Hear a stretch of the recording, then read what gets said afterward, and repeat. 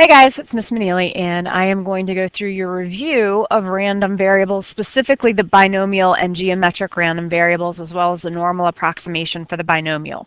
So your test on Thursday and Friday is really just focusing on this one section of Chapter 6. All right. So in this chapter, in this section, we've talked about the different conditions for a binomial random variable, a geometric random variable, and also the normal approximation of the binomial.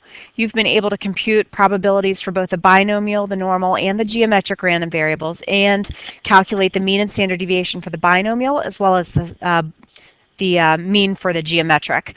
The standard deviation of the geometric random variable is more complex, and it's not something that we include in this course. Okay, so just real fast, the conditions that must be satisfied for a binomial setting. If you have your study guide and you haven't filled it out, I'm not collecting it, but I'm hoping that it will help you, for example, when we do the AP drill.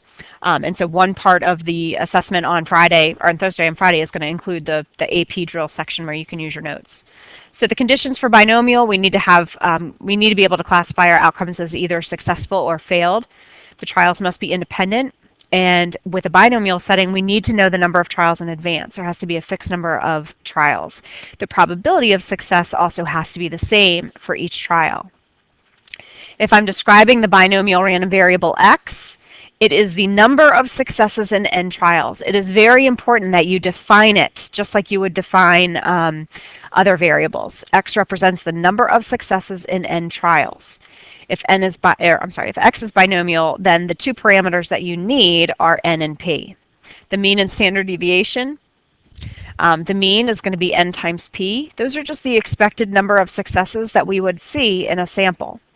The standard deviation is the square root of n times p times 1 minus p. For the normal approximation, we talked about in some circumstances when the sample is very large, or when our probability is closer to 1/2, we see that our distribution becomes more bell-shaped and symmetric and can actually be modeled by an approximately normal distribution. But it's not enough just to say that the sample is large or that p is close to 0.5. It's the relationship between the two. So as long as the number of successes and failures in your sample are more than 10, or at least 10, then it's appropriate to use the normal approximation. But just make sure you actually use the word approximately normal. So when I talk about the number of successes and failures, if you know that you're looking for the number of women in a sample and you have a sample of 50 people and 20 of them are women, then you already know if 20 are women, then 30 must be males, and both of those are greater than or equal to 10. So you don't actually have to perform any calculations if you know the number of successes and failures in your sample. If it is normal, then again, you just go back to using the mean and standard deviation from your binomial distribution, and then you use the normal curve. So then then x would be distributed normally with the mean and standard deviation formulas that we just listed. And then you can use the normal CDF to calculate the probabilities. Okay, for geometric distributions, they're very, very similar to a binomial. The settings are almost the same except for one. So we still have outcomes classified as either success or failure. Our trials must be independent, and there has to be the same probability of success for each trial. What makes it different is that instead of counting the number of successes in n trials, we're counting the number of trials it takes to get a success. So in all of our values, we're always going to have one success. If that's the case, then we say x is distributed geometrically, and the only parameter of interest is our probability of success. All right, we do need to be careful when we are sampling without replacement, particularly with the binomial distribution. We talked about this. If I'm drawing cards from a deck and I'm not putting them back, the probability of drawing a red card, for example, or drawing a jack is going to change significantly every time I draw another card without putting it back. But if I'm sampling without replacement from a large population, which is often what we do when we collect a simple random sample, if the population is large enough, then we really don't see a difference in the probabilities, and we can assume independence. So as long as the population is at least 10 times the size of our sample, so that capital N refers to the population size, then we can use an approximate binomial distribution. Okay, and a lot of times you're not actually told the amount of the population. So if I'm talking about sampling, taking a random sample of women, or taking a random sample of people, and I'm interested in the number of women in the sample, and I draw a sample of 50, well, I know, even if you don't tell me, I know that it's likely that our population is going to be more than 10 times 50 or 500. The only time you'd have to be careful is if the problem specifically said, that you're looking at a small school or a small population, and then that's sort of a clue that perhaps this condition isn't met. And if that's the case, there's usually going to be another question associated with that, like another bullet point or another part to the question that asks, like, what would need to change, or how could you make it better, that'll kind of lead you in the direction of increasing the population or selecting a different group.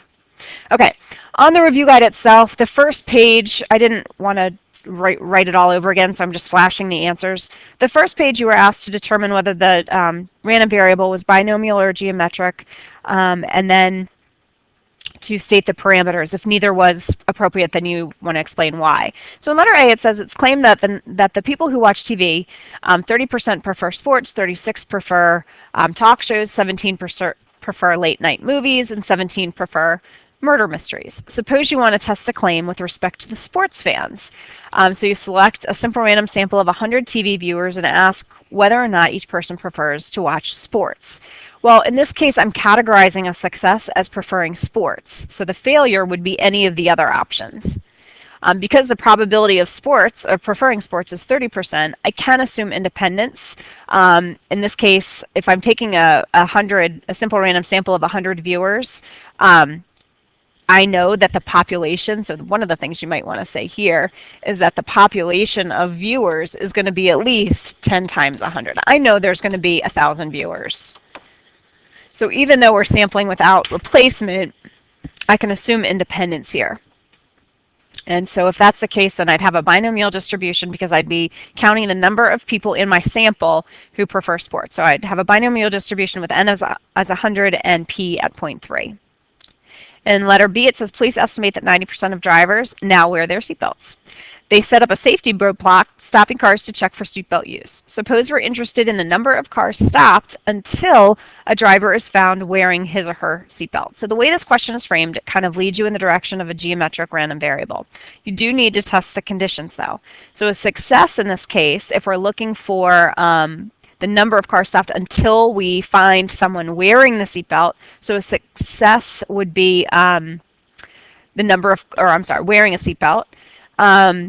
X represents the number of cars that are stopped until we find somebody. The probability of success would be 90%. So this is geometric if we assume independence, and I didn't write that down, but we would want to assume independence between the cars. That would have to be true, and then it would be geometric. In letter C, the probability that a person with a good credit rating will pay a bill on time is 85%. The probability that a person with an average credit rating will pay a bill on time is 72%.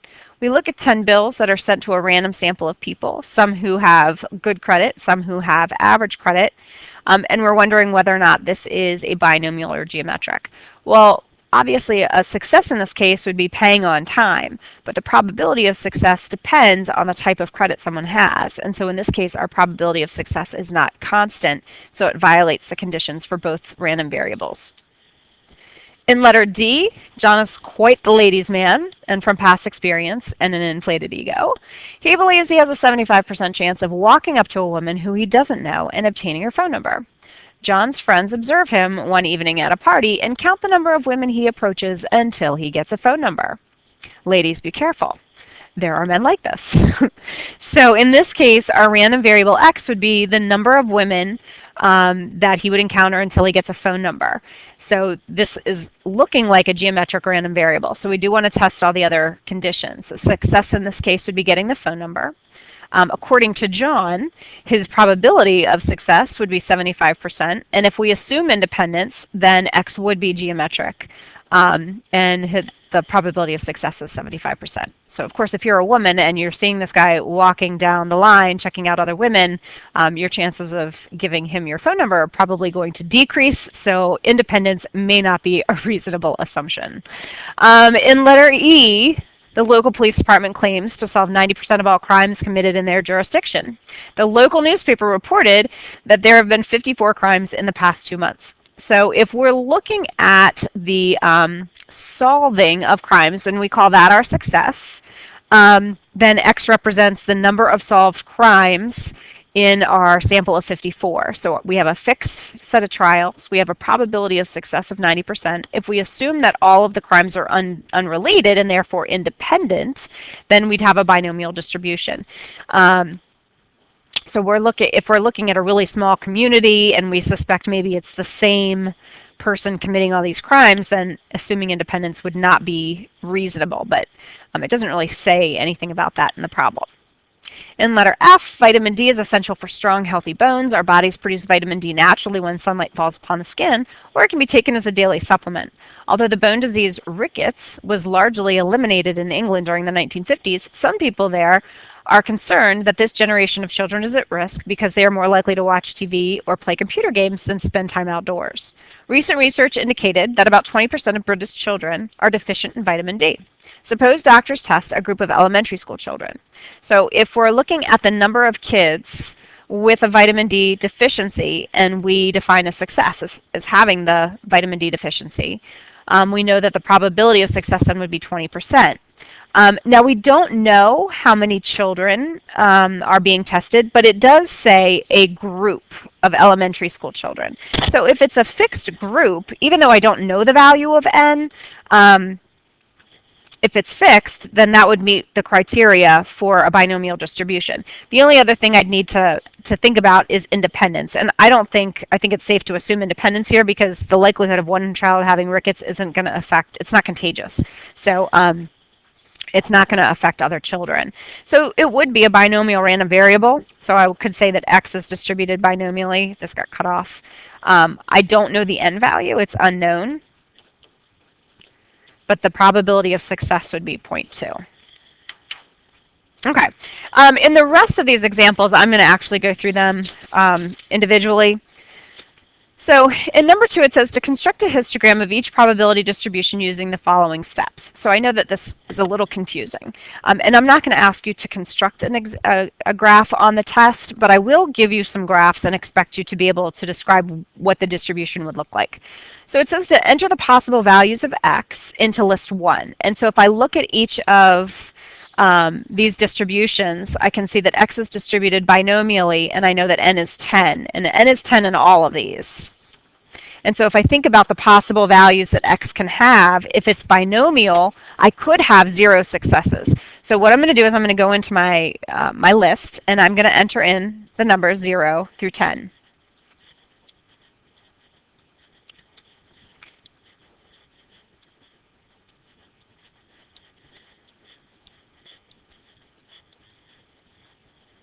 Okay, because those are the possible values that my random variable can take on.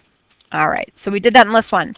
To enter the probabilities of X, so I want to find the probability that X equals 0, the probability that X equals 1, the probability that X equals 2, and so forth. I'm going to go to the top of list 2 and enter my binomial PDF command. So if I go to second distributions and I do my binomial PDF, I'm going to use the up arrow because it's a little bit faster to get there. I'm going to do binomial PDF. The n value in letter A is 10. The p value in letter A is 0.2. And the x value, because I want to figure this out for all of the values in list 1, I'm going to say my x value is located in list 1. And if you do this, it's going to paste that command into your list. And basically, it's going to evaluate the probability of X for each of the values in list 1. So if you press enter, it'll fill that in for you. Okay, so now I have my outcomes and the probability. So this is a legit probability model. If I want to create a histogram, then I'm just going to set up a histogram. I'm going to go to second y equals. I'm going to turn on one of my plots. So I'll do plot 1, and I want to create a histogram. So list 1 has all my X values. I also have a frequency list with all the probabilities, and that's in list 2. Okay. Now you can do zoom 9 if you want. or you can just go ahead and manually set up your window. So if you go to the window settings, I don't need negative values for x. If I just do, my lowest value would be 0. The max is 10, but if you think about what a histogram looks like, if x is actually equal to 10, it's going to go into the bar to the right. So I'm actually going to make my max 11 so that you can, oops, so that you can see, there. So you can see that last bar. I want the scale to be 1. Remember, this is a discrete random variable, so it can only take on whole numbers. And then my y values correspond to my probabilities. So I certainly don't need any negative values. And the largest that it could be is 1. So I know it's not going to be 1, but let's start there. And if I go ahead and hit graph, this is what I see. And so you can essentially just copy and paste. And of course, I am going to literally copy and paste. I think I just set this to a new page, but let me do this.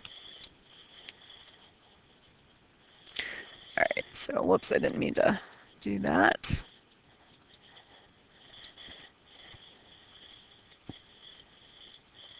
All right. So nice. All right. So then in letter B, I'm doing pretty much the same thing, except I am dealing with a different probability of success. So I'm essentially just going to go back into my stat menu. The only thing I need to change is the command that I had in list 2. So instead of looking at the binomial CDF with n being 10 and p being 0.2, I need to change my p. So again, I'm going to go to second distributions. I'm going to do my binomial PDF. And if you press enter, if you've got one of the new calculators, it's nice because the only thing you need to change is that second number. Everything else is going to stay the same. And so once you have the new probabilities, if you go to your graph, it's already set up. And you can't really see it. So actually what I'll need to do is change my window settings. Instead of having my Y max at 1, I'm going to make my Y max at, say, 0.5. It's not enough. Let's try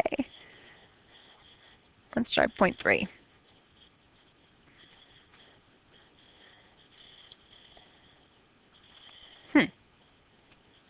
Oh, you know what'll help? If I hit trace, then I'll be able to see the height. And so you can see the n value that it has there is actually my probabilities.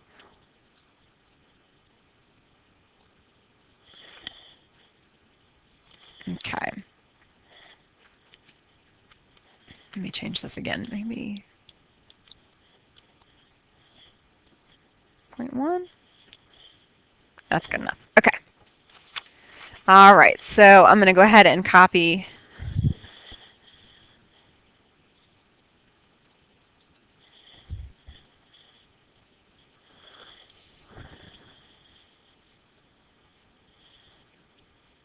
okay. And then lastly, we want to look at the binomial distribution where n is 10 and p is 0.9. So again, I'm going to go back into my lists, go to that top of list 2, go to second distributions. Everything is going to remain the same except for my p-value.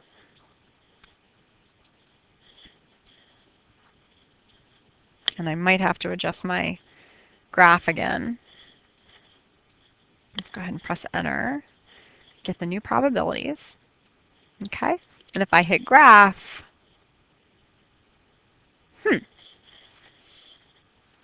let's do zoom 9, see if that helps. There we go. That's not what it should look like.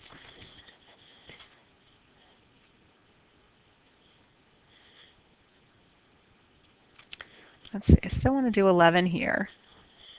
I'm going to go ahead and fix this and I'll figure it out and get back. Okay, I think I hit something wrong in my lists.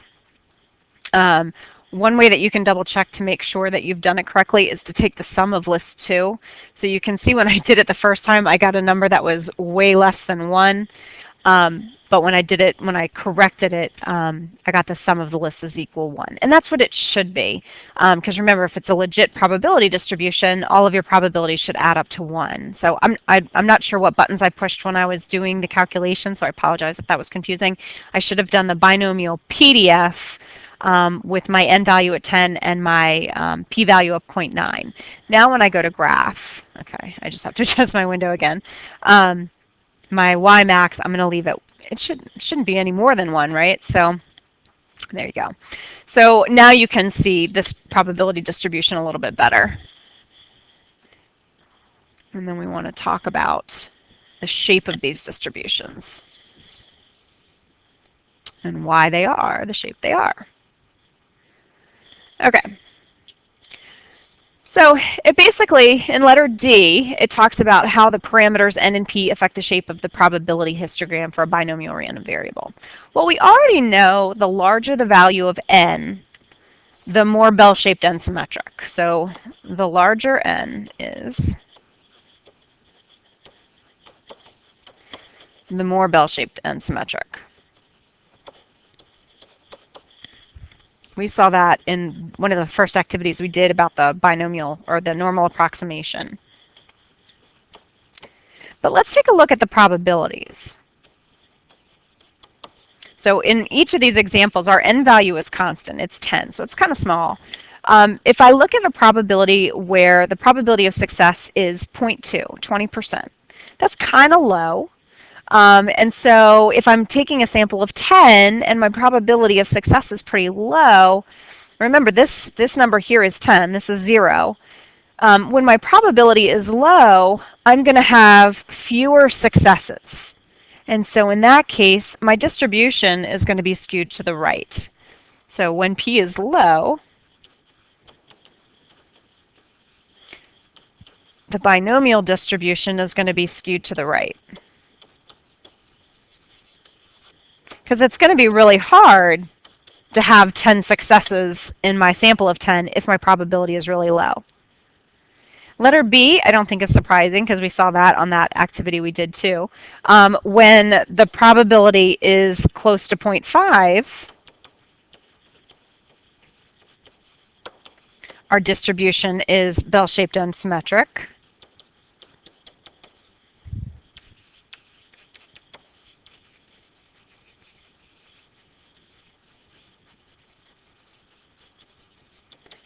And in the last one, we're looking at a distribution where our p-value is very high.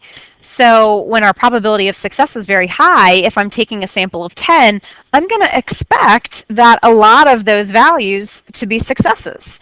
And so in this case, it's going to be very hard for me to have 0 successes if my probability of success is very high, if I'm looking at 10 trials. So when the probability is very high, or close to 1, the distribution is going to be skewed to the left. Okay, so like I said, on the test, I'm not going to ask you to construct the histogram, but I will expect you to be able to describe it or match the histogram to the distribution. So these are the kinds of things you want to remember for a binomial. The larger n is, the more bell-shaped and symmetric. If we're looking just at the probability, when p is low, we're going to have fewer successes, we're going to have a lot of instances where we have a few successes. That's probably the better way of saying that. So it's going to be skewed to the right. It's going to be harder to have a lot of successes if the probability of success is low. When the probability is close to 0.5, we know it's going to be bell-shaped and symmetric. If the probability is close to 1, if it's almost certain, then I'm going to have a lot of successes. And so my distribution will be skewed to the left. Okay, so numbers 3 and 4, we start talking about probabilities. So in number 3, it says only 3 out of 4 patients who have an artery bypass surgery, have a bypass heart operation are known to survive 5 years without needing another bypass heart operation. Of 7 patients who recently had such an operation, what is the probability that all will survive 5 years without needing another heart operation? So if we're looking at 7 patients, this is a fixed number, right? So that gives us a value for n. We also know that success in this case would be surviving. 5 years without needing another heart operation. We can assume that our trials are independent. And our probability of success in this case is only 3 out of 4 patients who have artery bypass are known to survive. So our probability of survival then would be 3/4 or 75%. So if I'm trying to find the probability that all 5 will survive, then my distribution, if X represents the number who survive, 5 years, then I know that X is distributed now binomially. My n value is 7, and my probability of success is 0.75. So if I want to know the probability that all will survive 5 years, I'm looking for the probability that X equals 5. And if I do my binomial PDF, I'm going to do this once, and then I'm just going to start writing some answers. But if I go to my binomial PDF, oops. Let me try that again.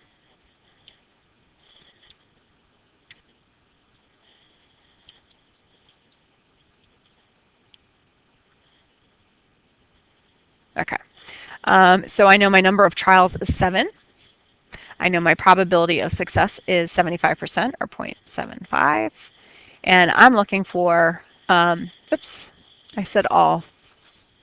I was looking at 5 years. So the probability that all will survive would be the probability that X equals 7. Sorry about that.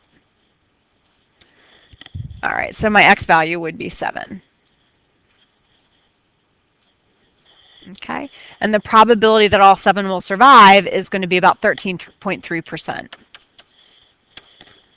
Okay. And so what's important here when you're doing any of these problems is that you tell me how you're defining your variable, and you tell me how the variable is distributed. That must be present on your test. You also need to make sure that you're telling me the conditions, how you define a success should be included in your definition of the random variable. But in this case, we also want to note that the patients are independent of each other. In letter B, it says at least 4 will survive 5 years without needing another operation. So we're still dealing with the same distribution. I'm not going to rewrite it. The probability that X is at least 4 would be greater than or equal to 4.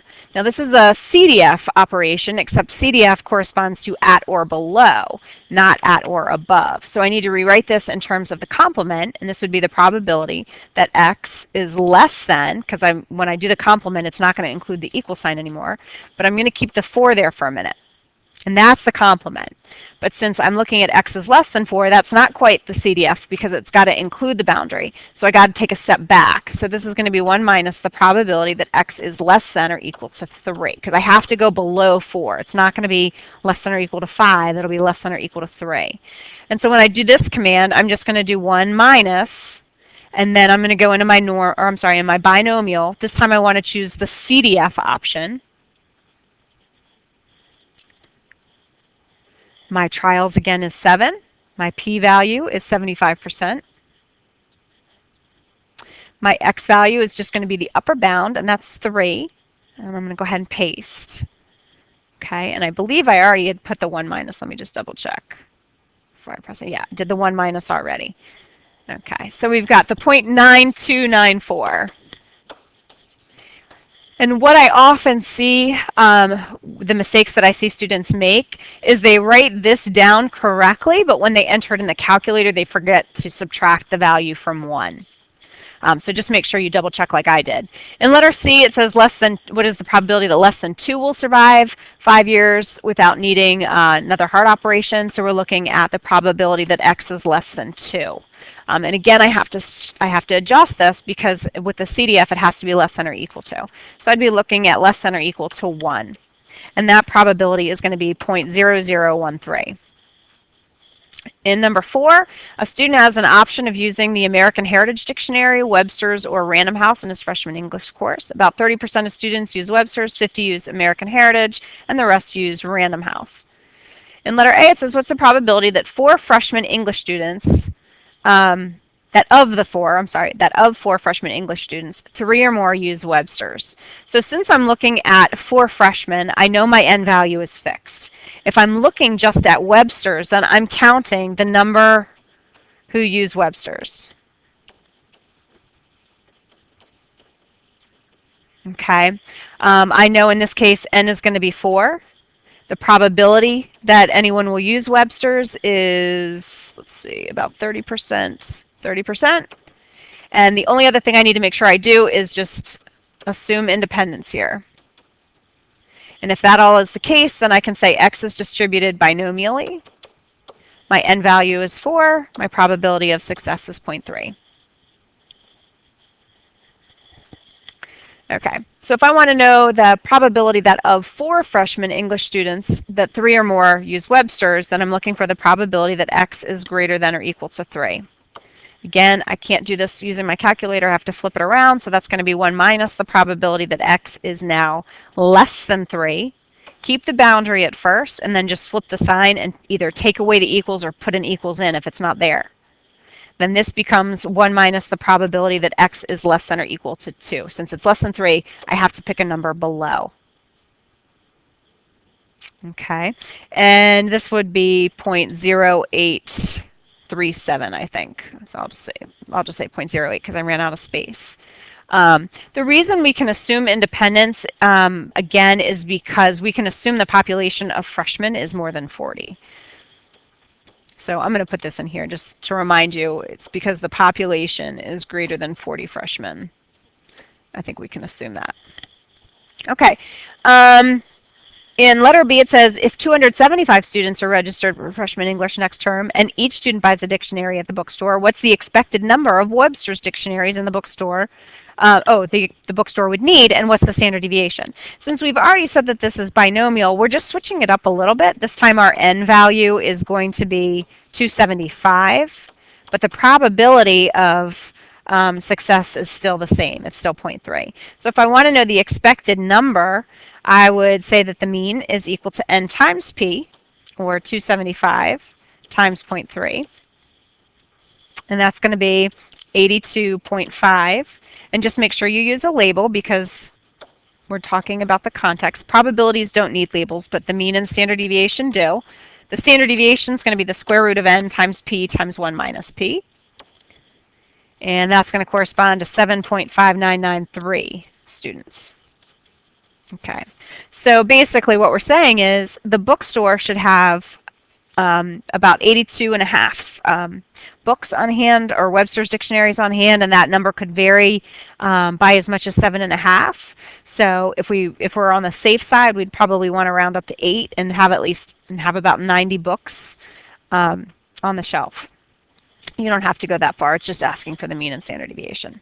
Okay, and number 5, it says, suppose a computer chip manufacturer rejects 2% of the chips produced because they fail pre-sale testing. In letter A, it says, what's the probability that the 5th chip you test is the first bad one you find? So now we're switching gears and we're talking about the geometric distribution. So if we know that we're interested in looking at chips until we find a bad one, that means success in this case is going to be a bad chip. So it's important to kind of pay attention to how we're defining a success. I know that the probability of success is going to be 0.02, and when I'm sampling without replacement, I can assume independence between the chips. I also can assume that, one chip isn't going to influence the effectiveness of another. So if I assume independence and I say that x represents the number of chips to get a bad one, then I can say x is distributed geometrically, and the only thing I need to know is my probability of success, which is 0.2. And so here I'm looking for the probability that the 5th chip I test is the first bad one I find. So we're looking for the probability that x equals 5. And so if I use my geometric PDF, this time I'm going to go backwards again. I have to put my p-value, which was 0.2. 20% of them are defective. My x value in this case is 5 because I'm counting the number of chips I have to look at, or the probability that the 5th chip I look at is the first bad one I see. And so when I do that, I get 0.0891.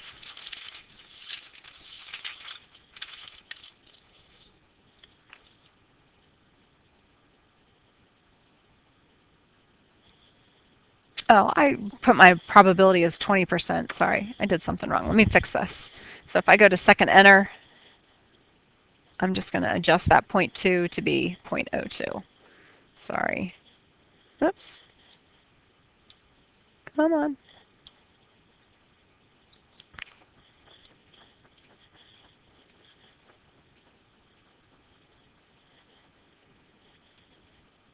There we go. All right. So 0.0184 is what it's supposed to be. Okay. In letter B, it says, what's the probability you find one bad chip within the first 10 you examine? Now notice I've got a fixed number of trials here, and I'm looking for only having one bad chip in 10. I'm not saying that it's the 10th chip that's bad. It could be the first chip or the 7th chip, but it's only one bad chip in a group of 10. Now I've switched gears. Let's call this Y.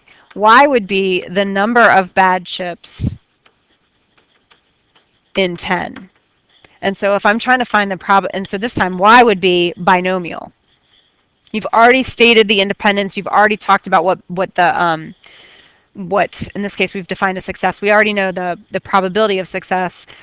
So I can just go ahead and say that Y is distributed binomially. My n value now is 10. The probability of success is still 0.02. And so I'm trying to find the probability that Y equals 1. And so if I use my binomial PDF, I'm going to get 0.1667. Okay. Number 6 is very similar to what we did on the other problem, I guess number 2, except this time we're going to be doing a geometric distribution. So same thing as before. Let's see. If we want to construct if we want to construct a probability distribution, we're going to use the following steps. We're just going to use the values 1 through 10 in list 1 because the probabilities that we're looking for, it's going to be harder to not see a success after the 10th trial. So I'm going to go back into my list. And I'm just going to delete the 0 from list 1 because remember with the geometric distribution, the lowest value it can take is 1. So we're just going to be looking at the values from 1 to 10. Remember that the geometric distribution is infinite, so it actually goes beyond 10, but you'll get the gist of what the distribution looks like from the first 10 observations. So the probabilities in this case, now we're going to go back to using the geometric. So if I go to second distributions, and I look at the geometric, again, we're going to look at the geometric PDF. My probability of success in the first case is going to be 0.2, and all my values, again, are stored in list 1. Okay. Now this time I'm not going to expect that my sum is going to add up to 1, simply because I'm not looking at all the possible values. But if I go ahead and graph, whoops, what did I do here? Let me go back into my... All right, let me try this again. Let me clear this out so I don't get confused. Okay, so if we go to second, geometric PDF, I want to do 0.2, list 1, and then if I go to paste,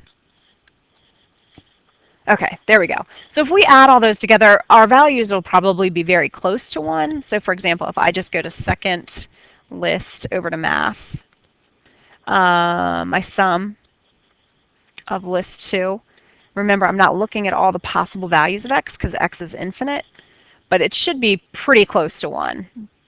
Okay, so now if I look at the graph, this is what it's going to look like. Let me go ahead and adjust my y max. Let's make it let's make it 0.7. So you can kind of see a little bit better. Okay, and so you can see that even at that last bar, it looks like it could probably keep going.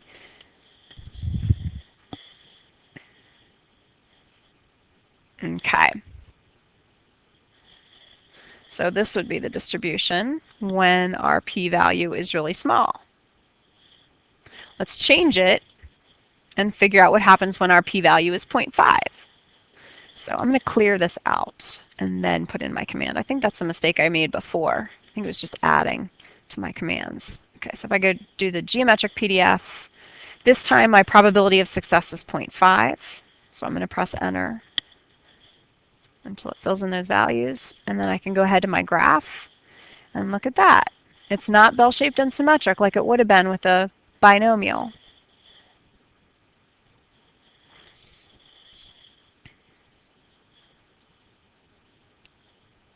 Okay, and then lastly we've got our geometric distribution with a probability of success of 0.9. Again, I'm going to clear that list out and then try again. We're going to do second distributions, geometric PDF, and I'm going to change my probability of success to 0.9. Okay, and if I go to my graph, okay, so it looks like I'm going to have to adjust my window. This time I'll make my Y max. I'll just go ahead and make it 1. Okay. And so what do you notice about the geometric distributions, regardless of the probability of success? Since the geometric distribution is counting the number of trials to get a success, we can assume that the success is going to occur pretty early on, regardless of our probability. And so it's going to be harder and harder and harder to see a success for the first time on the 20th trial, even if my probability is really low. So in each case, for a geometric random variable, it's always skewed to the right.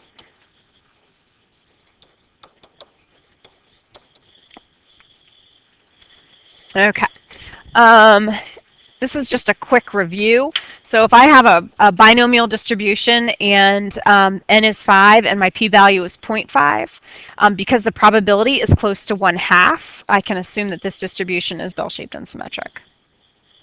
In letter B, we also have another binomial distribution. Again, this time my number of trials is 50, but my probability is still 1/2, so this would again be bell-shaped and symmetric.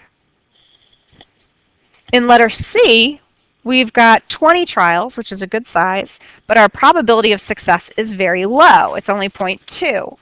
When that's the case, I'm going to see successes, let's see, how am I going to say this? In a group of 20, if my probability of success is very low, then I'm only going to have a few successes in a group of 20. It's going to be harder for me to have like 18 successes or 20 successes. So this would be a situation where my distribution would be skewed to the right. When the probability of success is very high in a binomial distribution, then it's going to be the other way. If something is almost certain to happen and I'm looking at 20 objects, most of them are going to be successes. So this would be an example of a distribution that's skewed to the left. And then with both of the geometric, regardless of the value of p, they're both going to be skewed to the right no matter what. That needs to be cloned. Okay. For the last problem, in number 7, an Olympic archer is able to hit the bullseye 84% of the time. Assume each shot is independent of the other. All right, so we know right now that the bullseye is, or the probability of success is going to be 0.84. Obviously, we're going to go ahead and say the success is the bullseye, hitting the bullseye. And we know, it says in the problem, that we have independence. So in letter A, it says, what's the probability that she hits the bullseye for the first time on her third arrow? So since we're counting the number of times she tries, this is going to be geometric. So if I say x equals the number of attempts to hit the bullseye, then x is now geometric. And the probability of success is 0.84. And so if I'm trying to find the probability that she hits the bullseye for the first time on the third try, that we're talking about the probability that x equals 3. And that probability would be 0.0215. In letter B, what's the probability that it takes more than 3 arrows for her to hit the bullseye for the first time? This is still going to be geometric. So we're looking at the probability that x is greater than 3. But just like with the binomial, I can't use the CDF unless I have less than or equal to. So I'm going to rewrite this in terms of its complement, and that's going to be 1 minus the probability. I'm going to keep my boundaries. I'm going to keep the x and the 3, and I'm going to flip my inequality, and because it didn't start with an equal sign, I'm going to include that. And so when I calculate that probability using the geometric CDF, I get 0.0041. And letter C says, what's the probability that it takes less than 5 tries to hit the bullseye? I think this is words that shouldn't be there. I'm sorry, that it takes less than 5 tries to hit the bullseye for the first time. So we're looking at the probability that x is less than 5, which is going to be the same thing as the probability that x is less than or equal to 4. And now I can use my geometric CDF, and I get 0.993 or 9993. All right. If you have any questions, obviously, please come in Thursday morning for Bulldog Block and ask away. Good luck.